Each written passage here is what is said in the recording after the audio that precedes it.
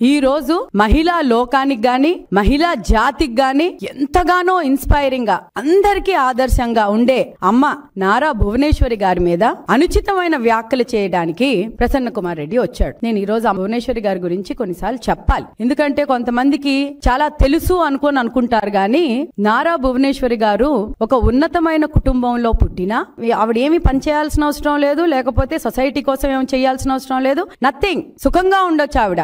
కానీ ఒక ముఖ్యమంత్రి గారి భార్య అయినా కూడా నేను సొసైటీకి ఏదో చెయ్యాలి, నా వంతు నేను చెయ్యాలి అని హెరిటేజ్ ఫుడ్స్ లోని ఎప్పుడైతే ఆవిడ టేక్ ఓవర్ చేశారో ఒక ఆంటర్ప్రినర్షిప్ అంటే మహిళా సాధికారతకు ముందు పీట వేసేటట్టు ఒక ఆంటర్ప్రినర్షిప్ లీడర్షిప్ ముందుకు తీసుకెళ్లారు. లక్షలాది మందికి స్ఫూర్తినిచ్చారు. ఎంతో మంది మహిళలు, దేశమంతటా మహిళలు ఎంత బాగా చేస్తున్నారు ఈవిడ మనం కూడా చెయ్యాలి, మంచి బిజినెస్ పెట్టాలి, మంచి లీడర్షిప్ లోకి వెళ్ళాలి అని ఇన్స్పైరింగ్ పర్సన్ భువనేశ్వరి గారు. అలాగే ఎన్టీఆర్ ట్రస్ట్ కానివ్వండి, లేకపోతే ఆవిడ చేసే ఏదైతే సేవా కార్యక్రమాలు కానివ్వండి, ఎప్పుడైనా ఫస్ట్ ఉంటారు ఆవిడ. వరదలు కానివ్వండి, ఉపత్తు కానివ్వండి, ఏదైనా విపత్తులకు వచ్చినా కూడా ప్రతి ఒక్క దగ్గరకు గాని ఆవిడ ఫస్ట్ ఉంటారు. అలాంటి భువనేశ్వరి గారి మీద మొన్నటికి మొన్న ప్రసన్న కుమార్ రెడ్డి పిచ్చి వాగుడు వాగడం జరిగింది.